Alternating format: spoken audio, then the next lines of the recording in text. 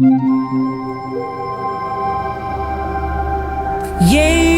ti lo twisi ke ti se na so na se twi yin ko ni ye se li way up twin ya ba ti kai ma twa la twi ha ti on so ti de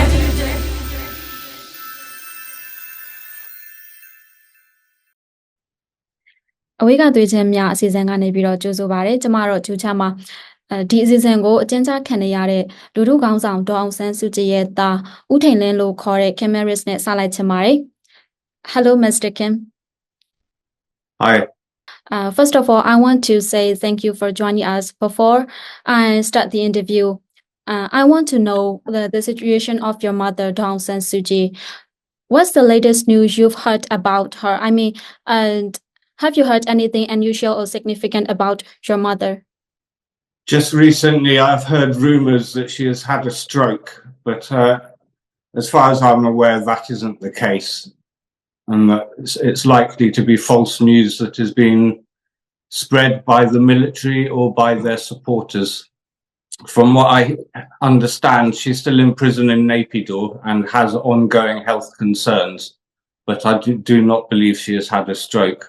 I know that she still has problems with her teeth and she has ongoing problems with her heart and very severe osteoporosis. So I am very concerned about her, given that the conditions in the prisons there are terrible. I'm so sorry to hear about this. And so let's get straight to our topic. In this interview, we want to talk about your efforts to raise awareness of the military junta's actions and your advocacy for political prisoner. So what motivated you to raise awareness about the junta's inhumane and unjust acts at this moment? And what continued to inspire you to advocate for these issues? Well, the situation in Burma is probably the worst it's been during my lifetime. I believe there's 3 million people internally displaced now, and almost half the country needs some form of humanitarian aid, which isn't coming from anywhere other than help from the Burmese diaspora around the world. And you know, Mema has been locked up under completely fraudulent charges. She's back in prison in Naypyidaw somewhere, and I can't communicate with her. At least when she was under house arrest in the past, I was able to communicate with her and we were able to send her regular care packages. Since she's been locked up for the last 3.5, almost 4 years, I haven't been able to communicate with her except for one letter that I got from her. Yes. You've mentioned that the military coup led to increased collaboration among citizens. How do you interpret this development? And what do you think your mother would feel knowing that people are uniting against injustice? I'm sure Mema would be very proud of everybody knowing that they were uniting against the military, even though she'd be very sad to know that the country is embroiled in such a violent civil war. After all, you know, she's always been trying to approach this in a peaceful way and to try and resolve things peacefully. And her stance on peace is even more significant now than it ever has been. After all, when the fighting is finished, we'll still have to talk and try and resolve things between people. And that will be even more true now than it was before. You know, the diaspora have shown not just they're supporting everybody in Burma, but that all different ethnicities are involved now. And I think part of the reason why everybody is so united now is that they have had time to taste what democracy was like or could be like. Even though Burma wasn't a fully fledged democratic country, it was on its way to becoming a proper democracy under the rule of my mother and the National League for Democracy. So without that period of freedom, it's unlikely that everybody would be as united as they are, and that they have the communications network that they do now. So I hope that this will go forwards and people can work together and we can see an end to this completely unjust and brutal war soon. So, given the limited humanitarian aid from the international community, how do you view the significant involvement of the diasporas in bringing attention to the situation in Myanmar? And do you think this is influencing actions toward political prisoner, including your mother, Daw Suu?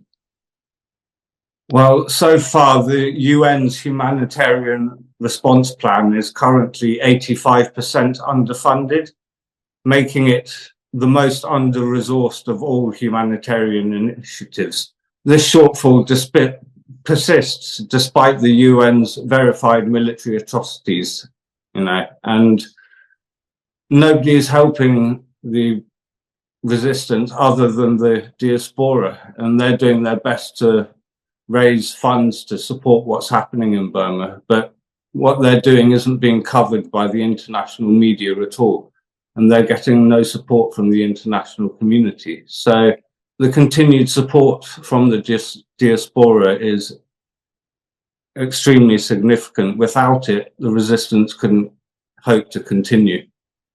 Mr. Ken, you didn't live in Myanmar for a long time. So I'm wondering, how do you feel about Burma or Myanmar? I've always been sad that I couldn't spend more time in Burma. Obviously, I don't speak Burmese, but I do love Burmese food, especially wetha ponyeji and mohinga and kausua, obviously. But I think despite having lived in the UK most of my life, I do still feel quite Burmese. And if I get the chance, I like to wear my Burmese clothes, but it's generally too cold in England. By the way, Daw Suu is nearly 18 years old now.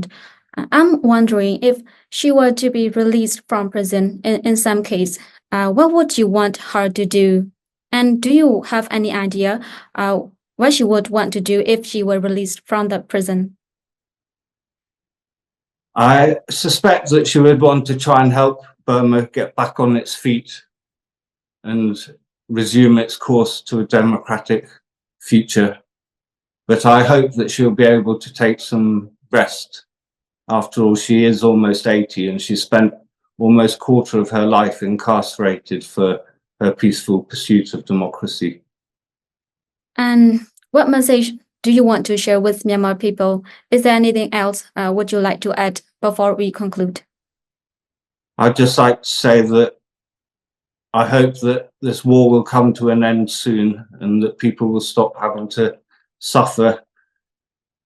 This war has been going on for far too long, and it's time that Burma got back on its feet and started to mend itself and move forwards again. The fact that the junta has denied the ICRC and other humanitarian organizations access to Meme, nobody can verify anything about her conditions. And this has been going on for a long time now. Her lawyers haven't been allowed to see her. Nobody has seen her other than military officials who say they've seen her, but there's no evidence to support that. So I'd continue to call on the junta to free my mother and all political prisoners, especially the elderly and the infirm. And again, I would call on the junta to stop this war on their own people and to bring peace back to Burma. Okay, Mr. Kemeris, thank you so much for being with us on this interview. Thank you, Ju-chan.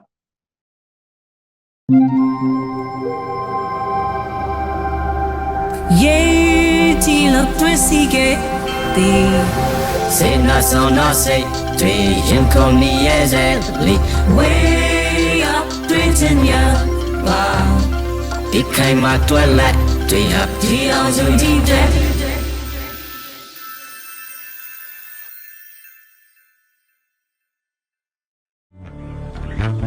မိမိအတွက်တာဝန်ကြီးစေမလျော့ဘူးမလျှော့ဘူး အမိမိအတွက်တာဝန်ကြည်စေ မိမိအတွက်တာဝန်ကြီးစေ မလျော့ဘူးမလျှော့ဘူး မလျော့ဘူးမလျှော့ဘူး မလျော့ဘူးမလျှော့ဘူး မလျော့ဘူးမလျှော့ဘူး မလျော့ဘူးမလျှော့ဘူး မလျော့ဘူးမလျှော့ဘူး မြန်မာနိုင်ငံအတွက်တာဝန်ကြည်စေမလျော့ဘူးမလျှော့ဘူး မလျော့ဘူးမလျှော့ဘူး မလျော့ဘူးမလျှော့ဘူး